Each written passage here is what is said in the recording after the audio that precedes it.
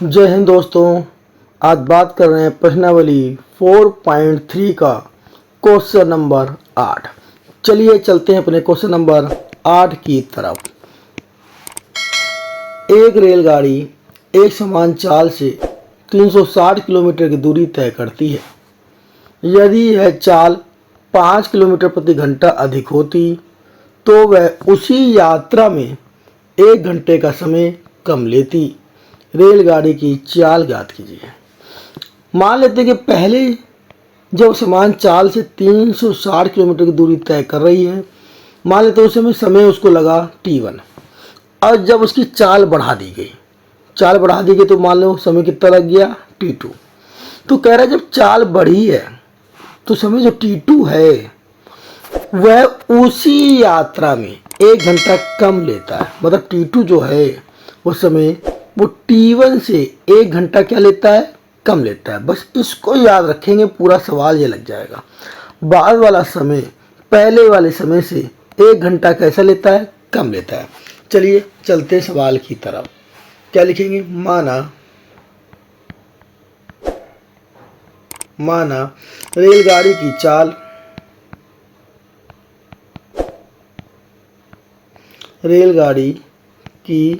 चाल। अब हो गया, आपने रेलगाड़ी की चाल क्यों मानी, क्योंकि सवाल में यही पूछा गया है। ये पूछा गया है रेलगाड़ी की चाल, तो रेलगाड़ी की चाल पूछा है तो इसी को मान लिया। माना रेलगाड़ी की चाल x किलोमीटर प्रति घंटा। किलोमीटर प्रति घंटा क्यों माना, क्योंकि यहाँ किलोमीटर प्रति घंटा में चाल दी गई है, इसलिए किलोमीटर प्रति घंटा माना। चलिए आगे देखिए, तय दूरी कितनी है बेटा, दूरी कितनी तय कर रहा है। तो दूरी तो आपको पता है 360 किलोमीटर, यही तो दूरी तय कर रहा है। अब अगर बात करेंगे इसको तय करने में समय कितना लगा, तो लगा समय बराबर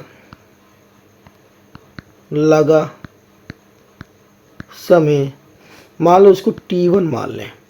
ठीक है, आपको याद होगा समय बराबर होता है, फॉर्मूला होता है, सूत्र। अगर नहीं याद तो याद कर लीजिए। समय बराबर होता है दूरी बटे चाल। समय बराबर होता है दूरी बटे चाल। दूरी कितनी हो गई बेटा, 360 बटे कितना हो गया, चाल। और समय हो गया मात्रक इसका घंटा, तो 360 बटे x घंटे। अब कह रहा चाल अगर 5 किलोमीटर प्रति घंटा बढ़ा दी जाए, यदि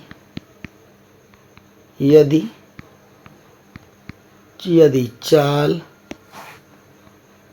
5 किलोमीटर प्रति हावर क्या कर दी जाए, अधिक कर दी जाए, या यदि चाल 5 किलोमीटर प्रति हावर अधिक होती तो क्या होता, तो चाल कितनी हो जाती, या नई चाल बोलो या चाल बोलो, तो चाल हो जाती x प्लस 5 किलोमीटर प्रति घंटा। दूरी तो बेटा वही है, तो समय कितना लेगा, तो दूरी वही है तो समय हम मान लेते हैं t2। तो समय बराबर हो जाएगा दूरी बटे चाल। तो दूरी कितना 360 और चाल कितनी x प्लस 5। ठीक है, ये क्या हो गया, हावर। इतनी बात आपको समझ में आ गई होगी, है ना। अब चलते हैं आगे क्या कह रहा है, तो प्रश्नानुसार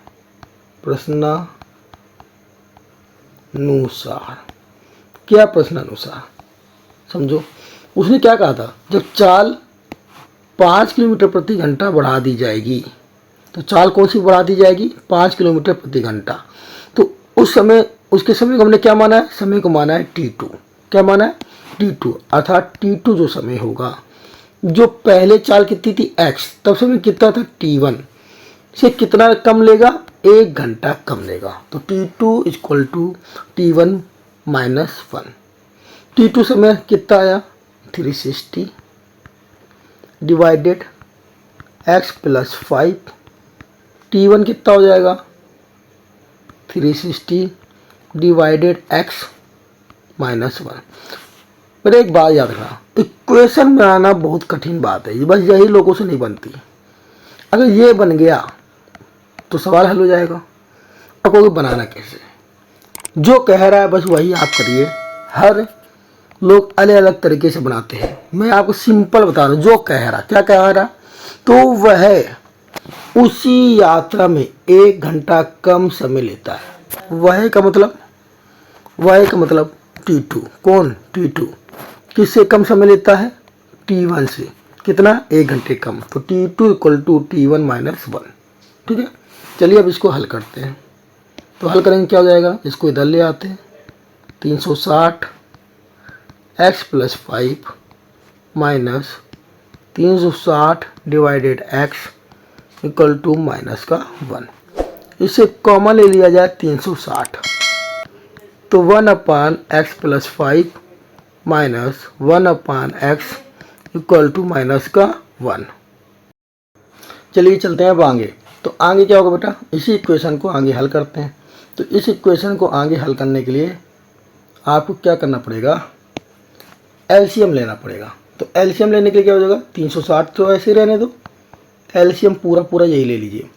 तो एलसीएम कितना हो गया, x प्लस 5x, और इधर वही लिखे रहने दो माइनस का 1।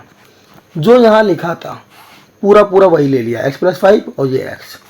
अब जब x प्लस 5 का आप क्या करोगे, पहले भाग दोगे, इस पे पूरे में भाग देंगे। तो क्या हो जाएगा, x प्लस 5x और x प्लस 5 का भाग देंगे। तो ये x प्लस 5 से x प्लस 5 क्या हो जाएगा, कट जाएगा। तो केवल क्या बचेगा, केवल बचेगा x। तो यहाँ क्या जाएगा, ऊपर आ गया x। इसी तरह जब x का भाग देंगे तो x कट जाएगा, अब बचेगा क्या, x प्लस 5। बट चिन्ह कैसा आया, माइनस का। बचा क्या, x प्लस 5, है ना। अब क्या हो जाएगा, 360 x माइनस के अंदर गुणा कर दें, माइनस का x माइनस का 5, और यहाँ पे क्या हो जाएगा, x के अंदर गुणा कर दें, x स्क्वायर प्लस का 5x, ये हो जाएगा माइनस का 1। ये x से x क्या हो गया बेटा, कट गया। चलिए गुणा कराते हैं 5 का।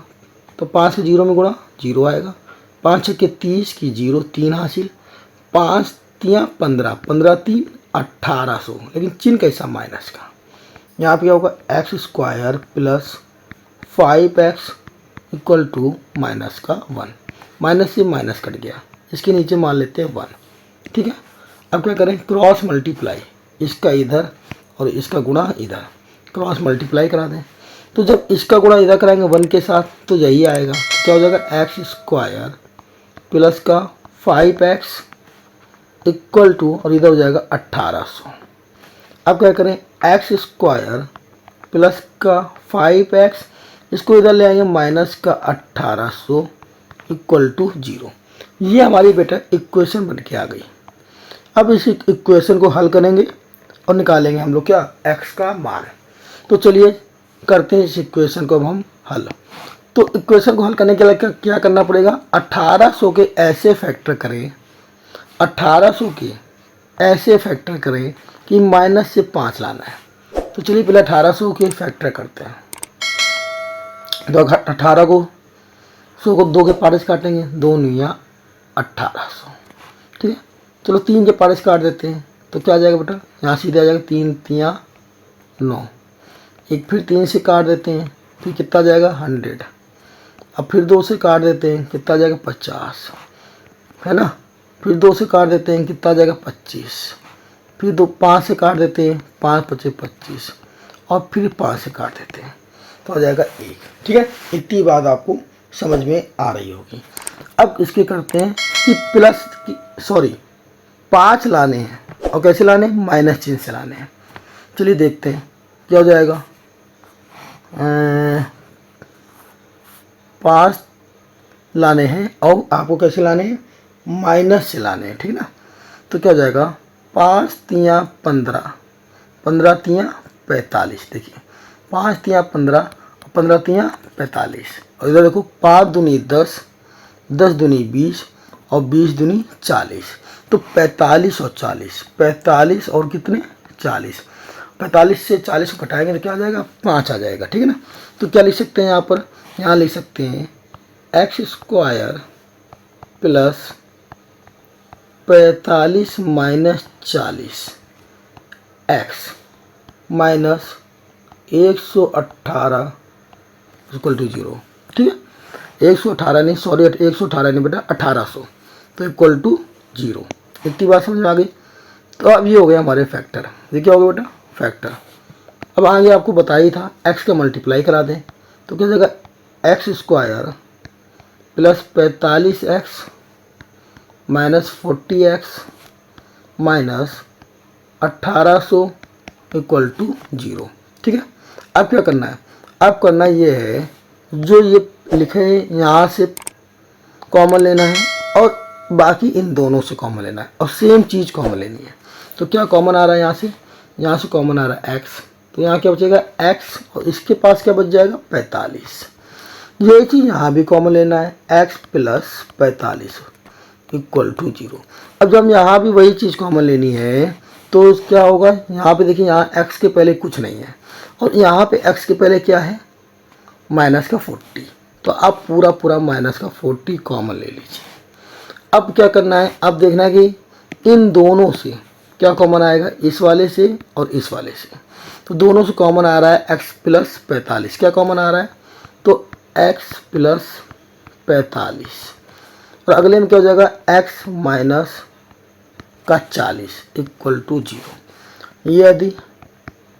यदि x प्लस 45 इक्वल टू 0 तो x इक्वल टू माइनस का 45।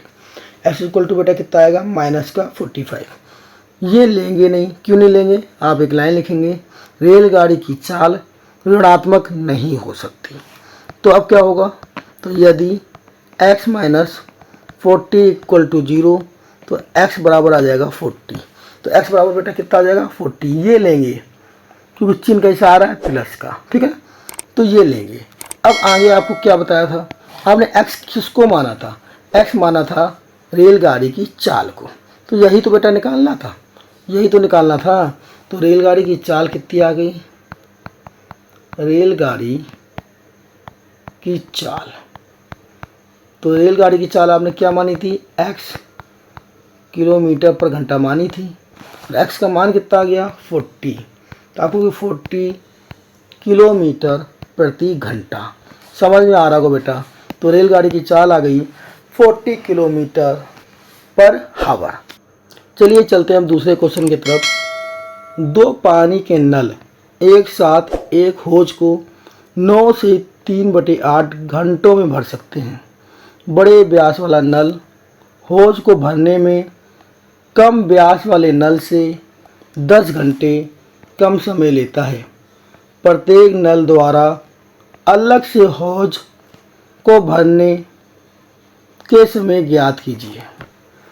तो व्यास क्या है, जैसे आप बोलते हैं त्रिज्या, पढ़ा होगा आपने, त्रिज्या को अगर r लेते हैं तो आपका व्यास क्या हो जाता है, व्यास हो जाता है त्रिज्या का डबल 2r।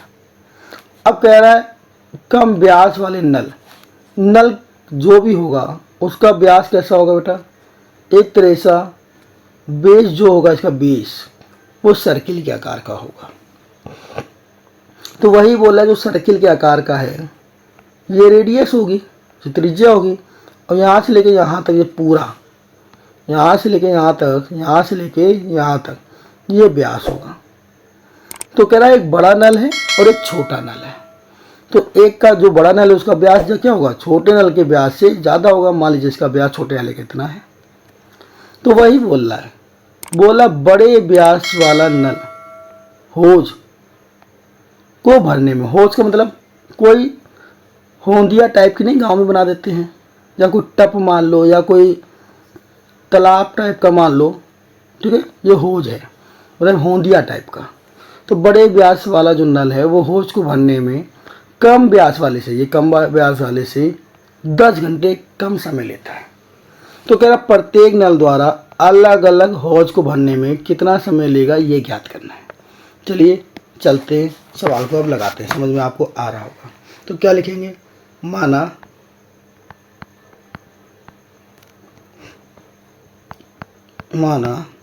छोटे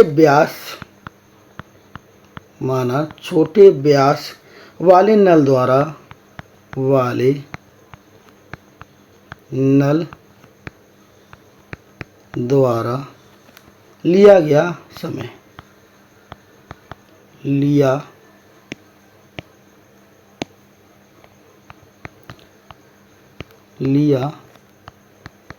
गया समय, ये हमने मान लिया। कितना मान लेते हैं? लिया गया समय इक्वल टू x घंटे। ठीक है, लिया गया समय इक्वल टू कितना?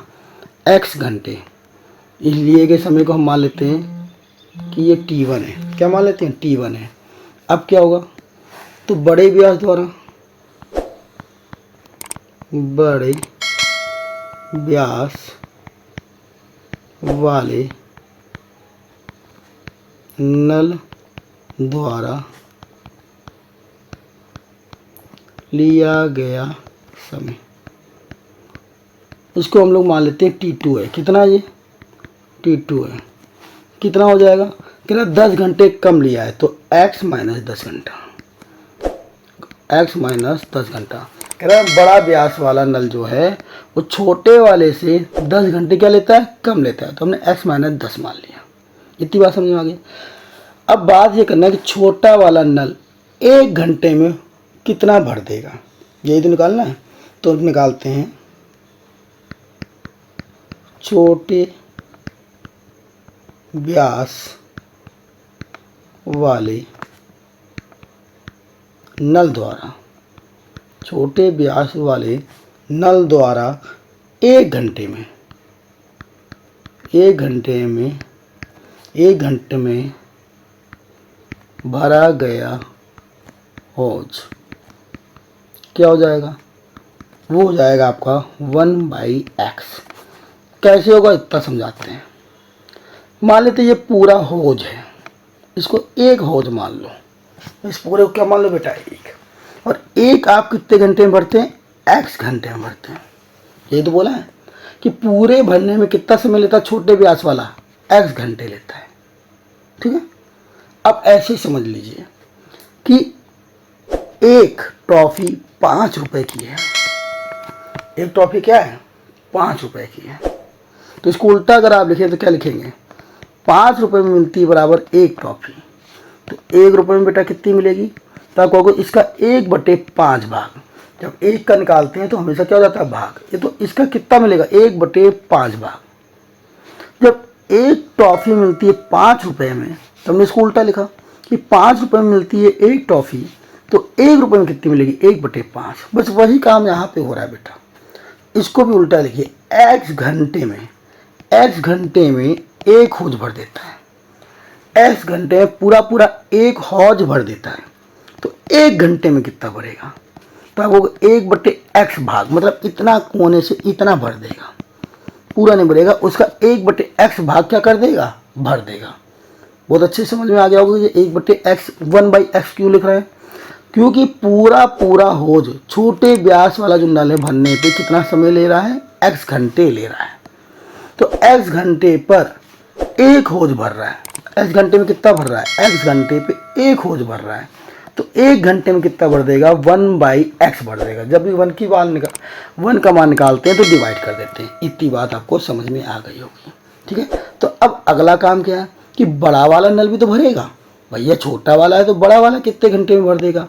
तो लिखा जाएगा बड़ा वाला मतलब बड़े व्यास वाले नल द्वारा 1 घंटे में भरा गया हौज। तो ये 1 घंटे में कितना भर देगा? तो आपको ये भर देगा 1/x माइनस 10। ये कितना भर देगा? 1/x minus 10। इतनी बात भी आपको समझ में आ गई होगी।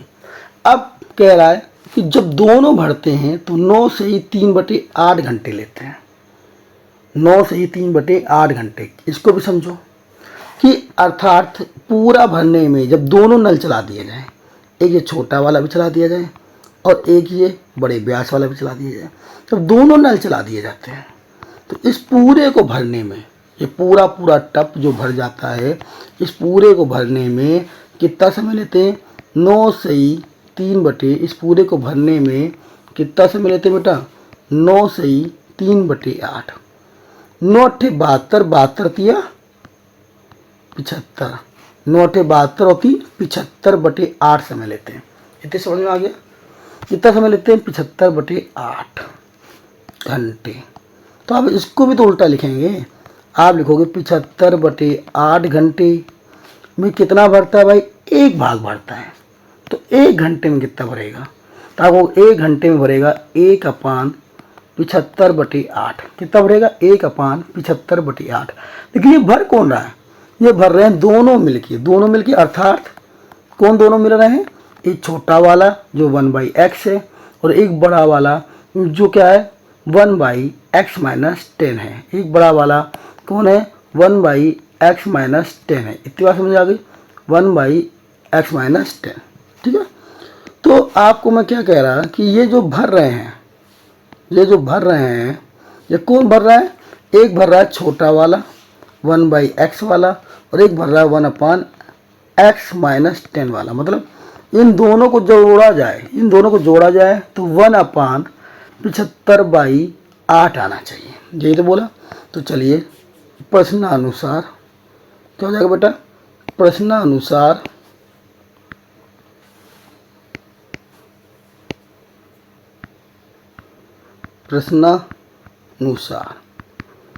दोनों को जोड़ दो। 1/x ये 1 घंटे में भर रहा है, ये भी आपका 1 घंटे में भर रहा है। तो दोनों मिलके 1 घंटे में कितना भर देंगे? 1/75/8। इतनी बात आपको समझ में आ गई होगी। अब इसको हल करना है तो यहाँ एलसीएम ले लेंगे। x-10, इधर 8 ऊपर चला गया और 75 नीचे। एलसीएम लोगे, x का भाग दोगे, क्या बचेगा? x-10। तो यहाँ लिख दो x-10। x-10 का भाग दोगे तो क्या बचेगा? x, और x का 1 में गुणा कराओगे तो x ही आएगा। x का 1 में गुणा कराओगे बेटा तो क्या आएगा? x आएगा। अब इसको आगे हल करना है, ठीक ना। तो चलिए इसको आगे हल करते हैं। इसके आगे हल कैसे करेंगे इसी के आगे देखते हैं। इसको आगे हल करते हैं, ठीक है। तो ऊपर क्या होगा? x जुड़ के हो गया 2x, तो 2x माइनस का 10 और यहाँ कितना बचा? x-10 इक्वल टू 8/75, ठीक है ना। अब आगे क्या हो जाएगा? क्रॉस मल्टीप्लाई करा देते हैं, इसका इधर और इसका इधर, ठीक है ना। 75 का जब इधर गुणा कराएंगे 75 दूनी 150, 75 दूनी कितना हो जाएगा? 150, तो 150x। इसमें कराएंगे माइनस का 750, 8 का कराएंगे तो 8x और x माइनस का 10, ये कितना हो गया? 150x माइनस का 750, अंदर गुणा कराते हैं 8x का, 8x का x में गुणा होगा तो 8x² माइनस का जो हो जाएगा 80x। पूरी इक्वेशन को एक तरफ ले जाओ तो ये तो ऐसे ही लिखा रहेगा 8x² माइनस का 80x, उधर गया तो माइनस का 150x, क्योंकि ये जो 150 इधर कैसा है? प्लस का है, और 750 ये कैसा है? माइनस का है। तो उधर जाएगा तो बेटा ये कैसा हो जाएगा? ये भी हो जाएगा आपका प्लस का। तो 750 इक्वल टू क्या बचा? 0। अब 80 वाले में से 150 दोनों जुड़ जाएंगे क्योंकि दोनों माइनस के हैं, तो 8x² माइनस का 230x प्लस 750 इक्वल टू 0। इस पूरी इक्वेशन में 2 का भाग जा रहा है, 2 का भाग दे दीजिए तो 4x² minus 115x plus 375 equal to 0। अब करने इसके फैक्टर। तो फैक्टर कैसे किए जाते हैं? जो कांस्टेंट टर्म होता है उसका किसमें गुणा किया जाता है? उसमें गुणा किया जाता है जो x के आगे लिखा है, ऐसे आगे लिखा है 4, और कांस्टेंट कितना है? 375। तो अब गुणा करेंगे फिर उसके बाद फैक्टर करेंगे।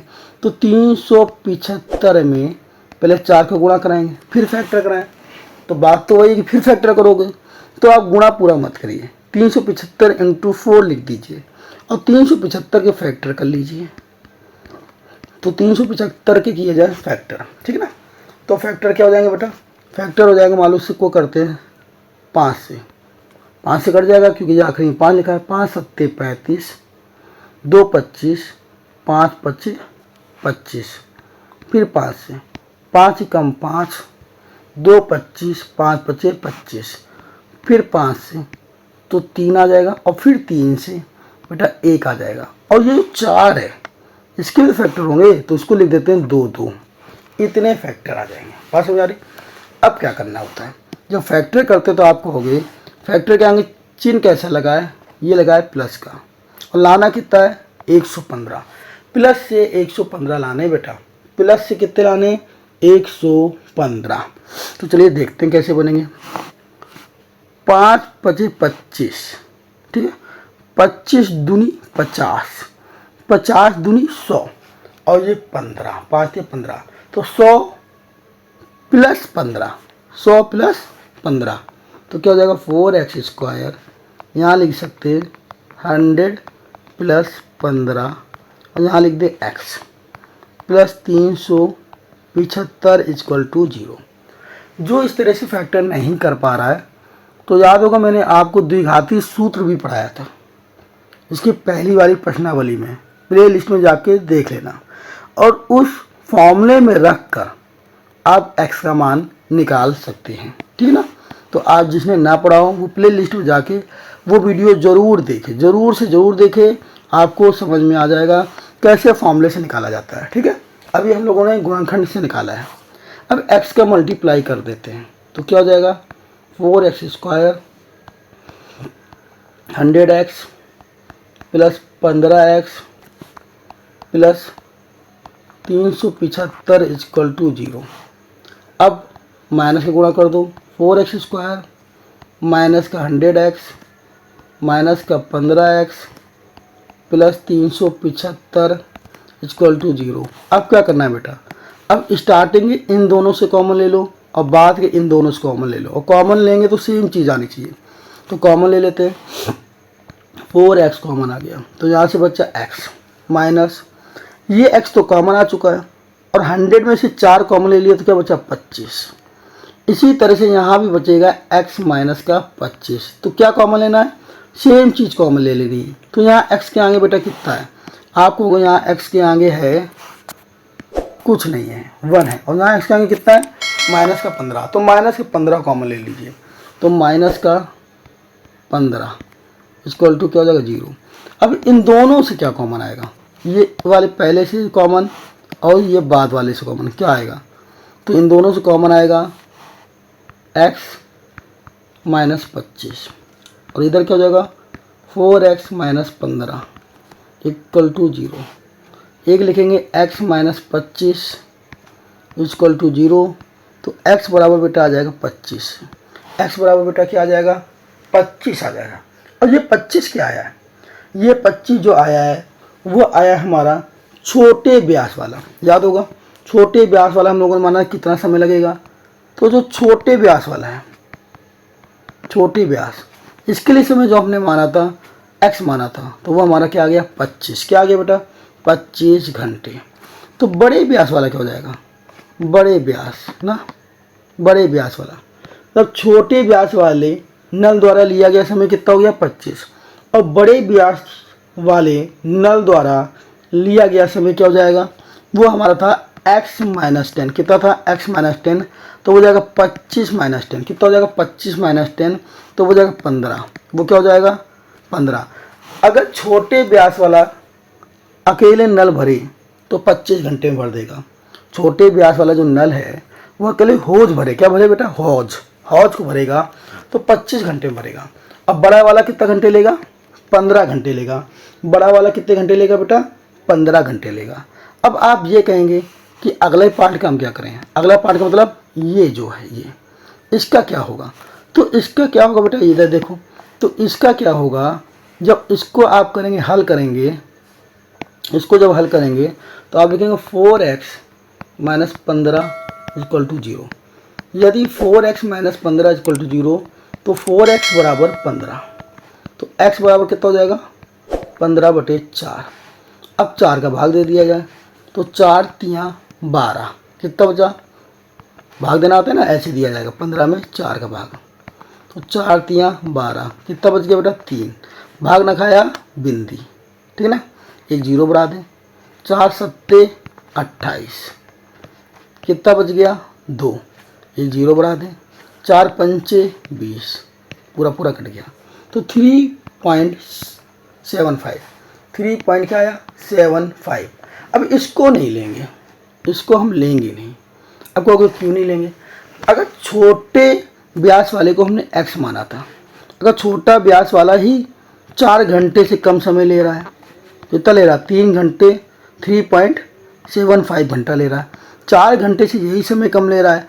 उसके बाद आप कह रहे हो बड़ा वाला जो इससे 10 घंटे कम लेगा, अगर आप इससे 10 घंटे को घटाएंगे तो इसका आंसर तो माइनस में आएगा, तो समय कभी माइनस में नहीं हो सकता, इसलिए इसको नहीं लिया जाएगा। बात समझ आ रही है? समझ में आ रहा है? तो इसको आप क्या लिखेंगे? यहाँ पे लिखेंगे अर्थात जो हमारा छोटे ब्यास वाला नल है हौज को भरने में 25 घंटे लगाएगा, और बड़े ब्यास वाला हौज को भरने में कितना घंटे लगाएगा? 15 घंटे लगाएगा। ठीक है, ये दोनों सवाल नंबर 8 और सवाल नंबर 9 आपको समझ में अच्छे से आ गए होंगे। अगर आ गए हो तो प्लीज़ कमेंट जरूर करिएगा कि आपको ये वीडियो कैसी लगी, और ज़्यादा से ज़्यादा शेयर कीजिएगा। एक इसका नेक्स्ट पार्ट लेके आएंगे जिसमें हम आपको क्वेश्चन नंबर 10 और क्वेश्चन नंबर 11 बताएंगे। चलिए यहीं तक रखते हैं।